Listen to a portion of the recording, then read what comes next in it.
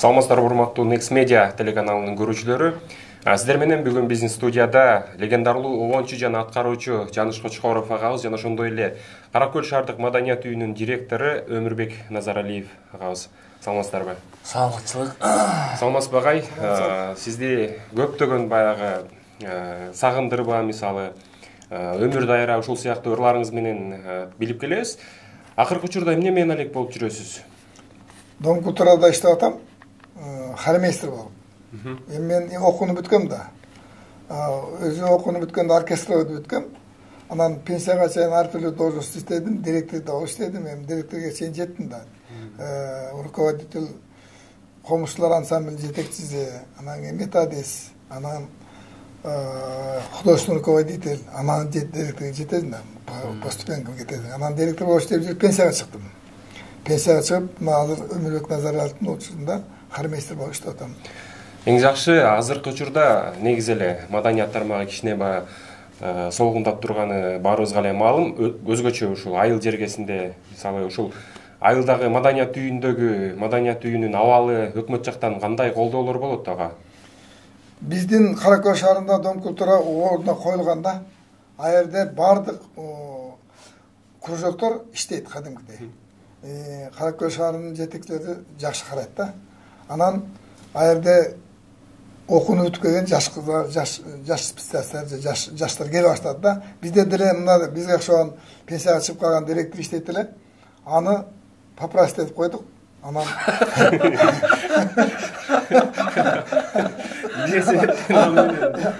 ал ишин диплом жок эле аны сурандык, ордун бошот деп. Бошотту эле. Биз өзүбүз Өмүрбек Назаралиев анда 4 ай иштеген, бизде 4 ай иштеп калганда. Анда жөн эле актер болуп иштейт эле, актер болуп иштейт эле. Анан биз айттык, бизге именно ошо Өмүрбек Назаралиевди коюп бересиңер. Жаш кадр, институт бүтүп келген, образованиеси бар, актерлук чеберчилиги бар. Кино актерден көрүп калганбыз бок деп. Ошол жердеги маданият үйүнүн кызматкерлери эле атайын тандап алган экенсиз да директорду, жетекчини. Биз бардыгыбыз чогулуп бардык. Мэрияга айттык, бизге жаш кадр, алар айтып калды, жаштар керек деп. Жаш кадрды биз да каалайбыз дедик. Биз аны ышанбайбыз. Негизи эле ушул жаш кадрды ушул маданият үйүнө жетекчи кылууга эмне себеп болду? Эми азыр ушундай замананын убагында азыр жаштарды көтөргүлө атат. Биз Өмүрбекке айттык, биз бул айтты болбойм деди. Биз айттык, сен бол дедик. Если неметпесең биз жардам беребиз дедик да. Чындыгында эми сразу опыт жок да. Андай мындай кыйналсаң биз жардам берип турабыз. Сен бол да иште дедик. Атыгы чалды кетирдик. Эмечи урсаттыр. Агай өзү тамашапай киши. Чалды кетирип балалап келдик депчи. Тамашалап атат. Эми өзү чынында эле маданияттын башында өзүң айтып өткөндөй мындай солгундап аткан учурунда азыр биздин мынакей өлкө жетекчибиз Садыр Нуркожоевичтин сонун бир жарлыгы чыкпадыбы? Азыр маданият кызматкерлерин айлык акысын көтөрөбүз деп. Кудайым буйрса мынакей май айынан баштап биздин айлык акылар да көбөйөт. Анан аз чынында сен айткандай кадр тартуу маселеси өтө курч болчу да. Эми азыр ушул биздин айлык акы көтөрүлсө, кадр тартуу маселеси жеңил болот деп үмүт кылып атабыз да буюрса. Себеби азыр эми бардык эле кымбатчылык, баары кымбат, зарплатаң аз, эч кимдин иштегенге агай айтканда жылаясы жок болчу. Эми буюрса могу биздин зарплаттар көтөрүлсө, ошол жылаясы бар болот. Эштеге чыккан турат.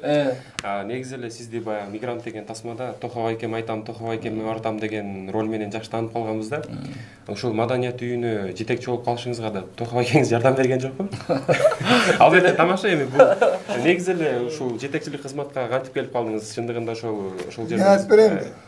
Кызматкерлердин себеп болду же кайсы бир жогору жактан бери? Мен жок, мен айтып берем. Тааныштар болду. Нода болду да. Биз жана чалды кетире албай жүргөндө барып калды, биз менен 4 ай иштешип калды да. Анан чындыгында бул багы образование выше экен. Анан кийин неме актерский чеберчилиги бар. Бардык жактан бар экен да. Анан муну биз иштеп жүргөндө көргөнбүз. Бул общий ойлогон эмес өзү. Даже директор болсоңуз болбойм деген. Анан биз айттык, эмне болбойт? Сен жашсың, кадрсың. Sen иштей албасаң биз жол көрсөтөбүз. Кантип сен жол көрсөтөбүз. Сен директор болгондон бизди карабайбы деп тамашалайбыз. Отура жанында. Анан ошол бир момент болуп калды. Өзү айткандай кадр саят жаштарды коюш керек деген саясат чыгып калды да. Анан аерде 4 пожилойлор иштесе 4 жашты алыш керек болуп калды да. Биз сразу директорду алдык, кабыл алдык. Директорду кабыл алдык. Анан директорду кабыл алгандан кийин, анан директор менен сүйлөштүк. Мына эми жаштарды сен ал. Берки директор жаштарды албас эле да. Анан жаштарды мына 4 жаш кызыбыз бар, 4 жаш. Балдар бар, кыздар бар, пожалуйста. Анан пожилойлор да бар, алар иштейт да. Алар эми 30 жыл, 35 жыл иштеп койгондор. Анан мен болсо 45 жыл эмгектеген аягда. 45 жыл иштедим. Ошодон культурада 45 жыл эмгектедим. Анан мен аксакал болуп айтып эле турам, башка эчтеке. Жакшы, азыркы учурда ошо сиз жетекчи болгон күндөн тартып маданият үйүндө кандайдыр бир өзгөрүүлөр болдубу? Же сиз дагы толук кандуу ишке кирише элексизби? Биз иштеп баштаганыбызга 3 ай болду. 3 айда 4 ай болду. Ал жакта драм кружок ачылган, ийрим ачылган, актерский мастерство боюнча, оратор боюнча, ораторский, анан журналистика боюнча. Ошол боюнча азыр бизде мектеп окуучулар бар, 23-24 бала бар. Ошолор менен иш жүргүзүп атабыз. Андан тышкары бизде Кара Көз шаарында агай айтып өткөндөй, биздин эменин ордуна коюлган чынындачы. Биздин маданият үйү. Себеби ичинде ийримдер көп. Ошо би ийрими бар. Биздин талант Айпери деген кызыбыз бар. Айпери деген кызыбыздын мен так санын билбей кеткен, бирок 300дөн ашык болуш керек. 300дөн ашык бийчи кыздар бар. Ошол жерде би ийримде. Жана ошондой эле ал жерде бизде шайыр апалар бар. 3 группа бар. Аксамай, Положенко Аксамай, Акманай, анан дагы бир группа бар. Чыгып мында биздин Кудайга шүгүр да маданият үйүбүз чыныгы эме менен алек чыгармачылык менен жакшы калыптанып калган экен. Мындан ары ошол нерсени өнүктүрүп кетүү сиздин колуңузда экен. Кудай буйрса, ишиңизге ийгилик каалайбыз. Ал эми Жаныш агай, сизге кайрылып кетсек, сиздин биз билебиз, Кыргыз Республикасынын эмгек сиңирген артисти деген наамыңыз бар, бирок эл артисти деген наамды эмнеге ала элексиз да? Буга кандай себептер болушу мүмкүн? Мисалга алсак, азыркы учурдагы кече эле чыккан бир аттарын атабай эле коелу, жаш эле ырчыларыбыз эмгек сиңирген артисти, эл артисти деген наамдарды алып жүрүшөт. Эме ушуга мен жооп берейинчи. Мындай агай башта мындай тамаша чын иретинде күлдүрүп сүйлөп атпайбы? Бизге ушундай жаш бир кадр келди деп мен айтып атпайбы? Анан биз ушуну шайлап алдык депчи. Анысы каран эми ушул жерге баргандан кийин Жаныш агайды ким тааныбайт? Жаныш агайдын ыры менен ким өскөн эмес. Ошол эле сен айтып жаткан, айтайын деп аткан ырчылар өскөн турабы? Кыргыздын менмен деген атуулары, менмен деген чыган инсандар өскөн агайдын ыры менен кийинки.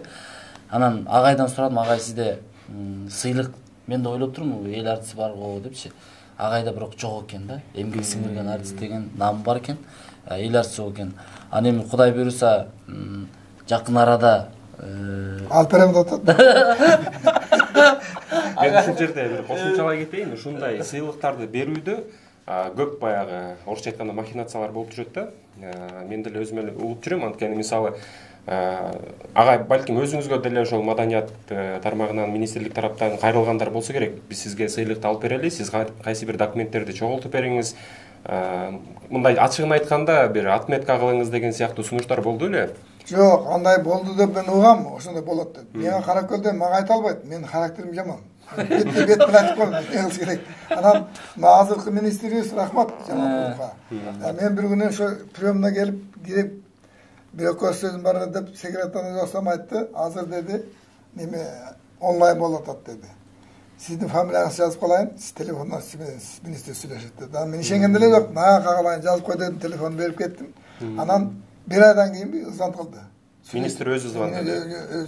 Биринчи кыз айтты, мен кошуп коюп сүйлөшөт деп. Сүйлөштү. Анан менин проблема деле, менден бир эле проблема бар деди. Ошону айтайын деп кирсем, сиз жок экенсиз, кыргыз эл артистин ала албай жүрөт эле. Ушунчалык. Эмгек сиңирген бар, почетный грамота бар, ошону айтайын дедим. Болду, анан башка суроо жокпу деди. Жок дедим, башка вопрос жок. Кандай жооп болду? алып берем деди, эми аракет кылабыз деп койду. Жакшы болот, жазып алдым, аракет кылабыз деди.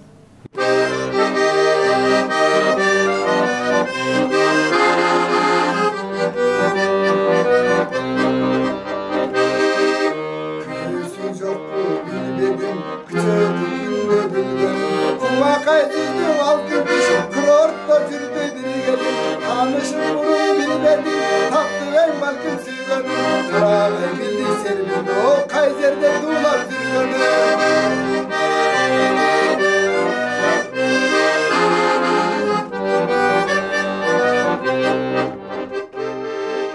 Var yok bu ordu yerleri, vannada alıp görmedi.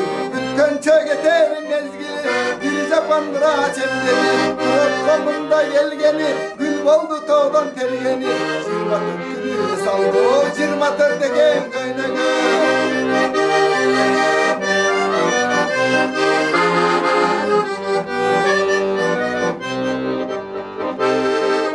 Ayaştı boydu ekende, aytım kilde begerge.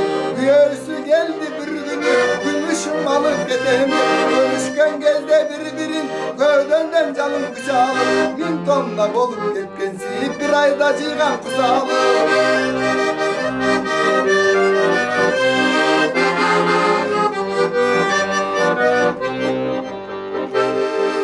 Kayradan kayra cıptaşıp kalışmay jattı canavı.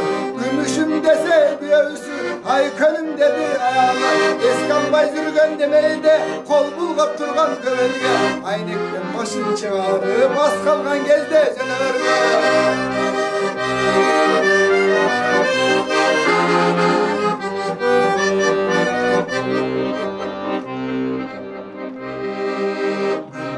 Japan Maraçka, gümüşün kaktı oltasın.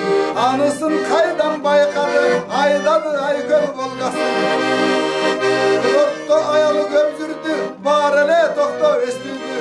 Üçlü günde durlagan, kırılgan yok bu eskindi.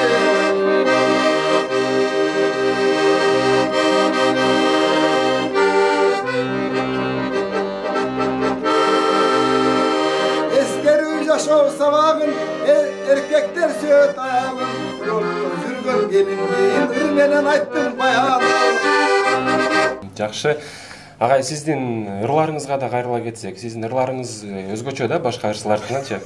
Анан азыр эле бир ырда өттүңүз, Байдылда Сарногоевдун ырын курорттогу келин жөнүндө. Негизи эле ошол жаштык кезде курортко кандайдыр бир жака барган кезде ошондой бир келиндерди жактырып калган учуруңуз болду беле? Жок, андай эмес. Бул Байдылда Сарногоев деген бул чоң акын да.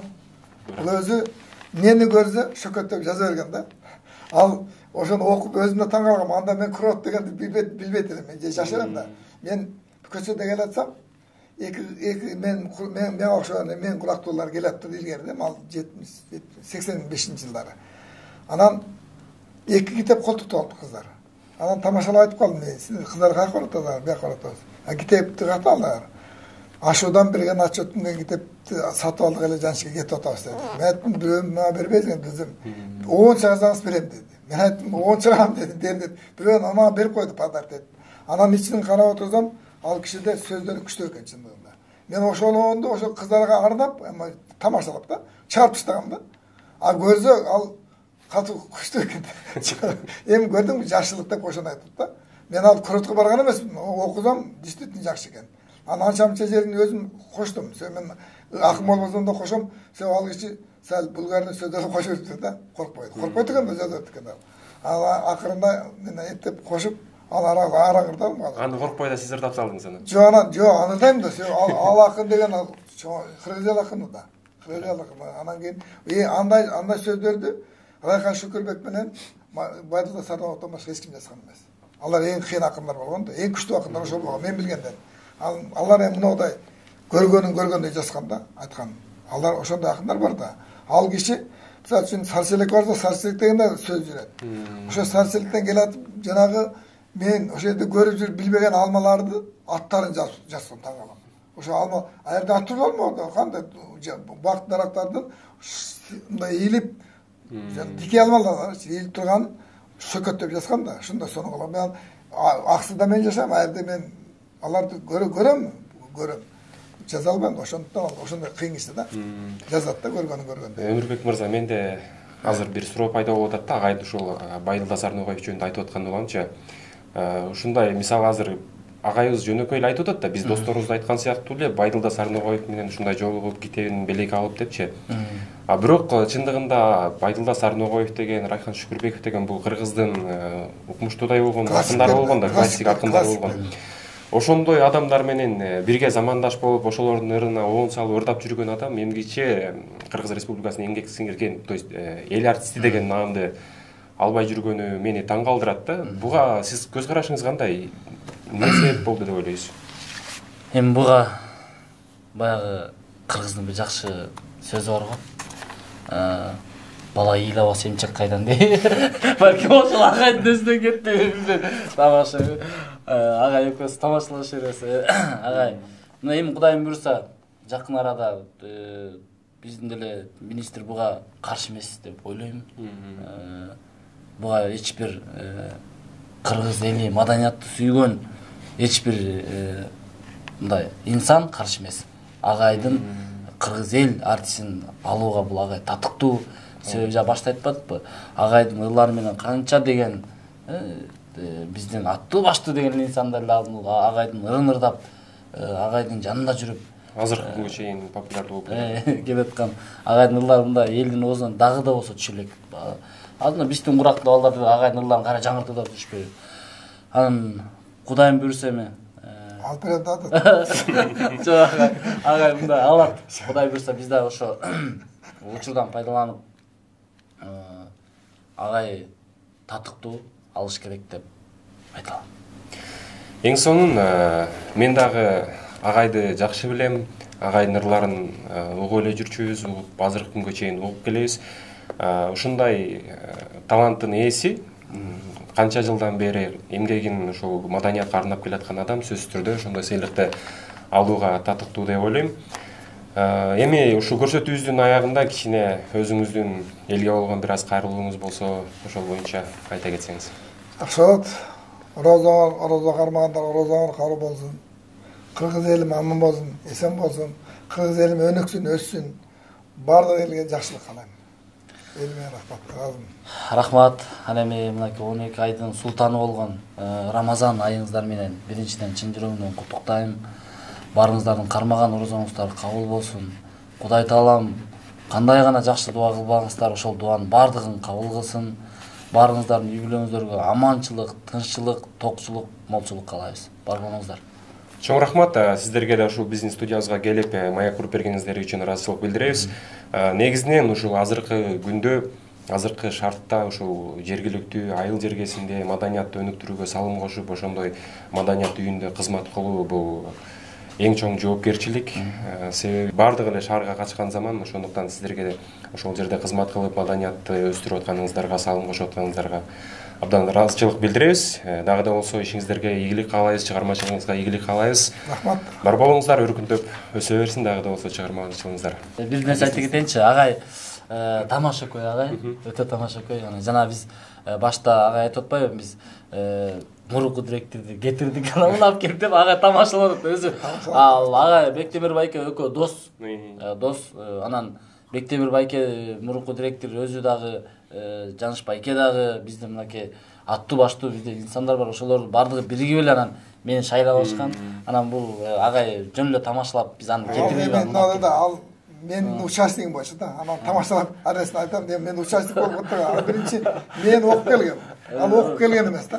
Участок дедим эле чала берсин мен участок да. Мен катышкан турмун. Албетте, ал өзүңүздүн да баягы жакын эле адамыңыз экен да. Ошондо тамашалаш, сүйлөшүп жүргөнүңүз. Жакшы адам. Албетте, андай достордун арасында, жакын адамдардын арасында мындай тамашалар орун алып турат. Аны ошол сиздин көрүп жаткан, ошол эфир аркылуу көрүп жаткан досуңуз деле абдан жакшы жылуу кабыл алат болуш керек деп ойлойм. Айтат дейт. Дагы да болсо биздин студияга келип туруңуздар, ар дайым эшик ачык. Урматтуу көрүүчүлөр, көрсөтүүбүздүн аягында ошол биздин легендарлуу 10-жын аткаруучу Жаныш Кочкоров агабыздын ырларына күбө бололу. Биз менен бирге болуңуздар.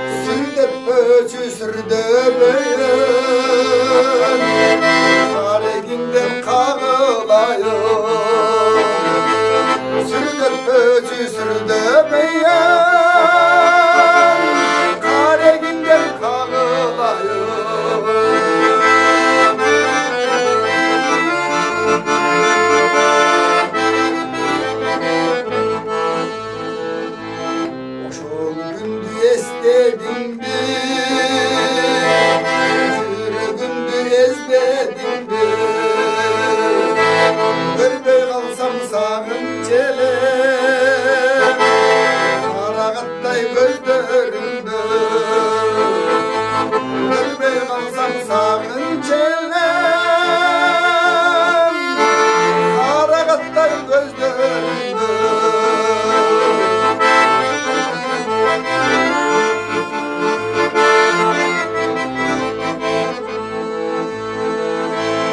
Çolukkanda taysaldaysın Sırımdı men ayta albayım Sürdep öçü sürdebeyim Maraldayım arkardayım Sürdep öçü sürdebeyim Maraldayım arkardayım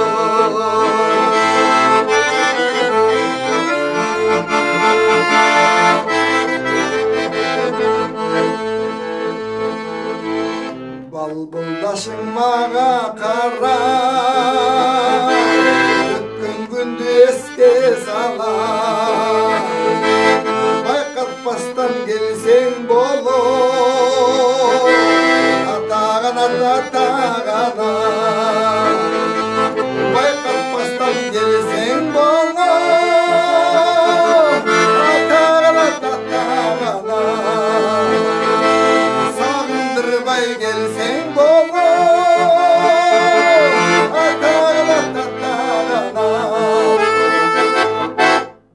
Doğranbek Sadırbayev'in sözüne yazılgan Kimimizden degan ırdı atkar bereyim.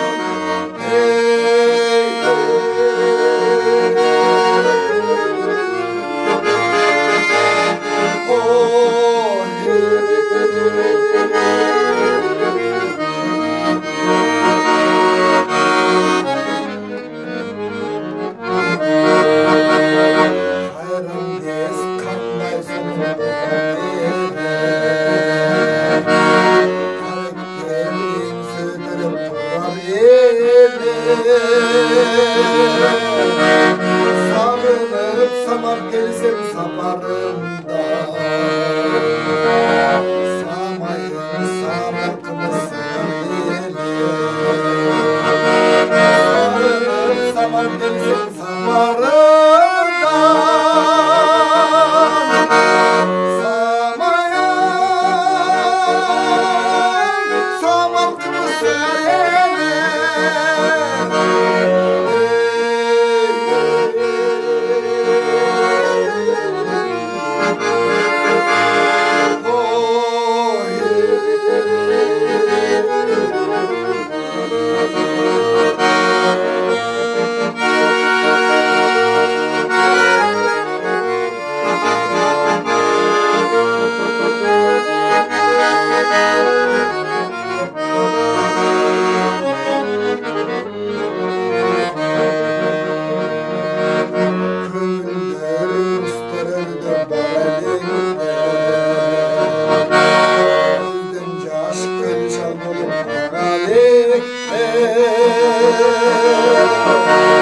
Tanşulam su koydur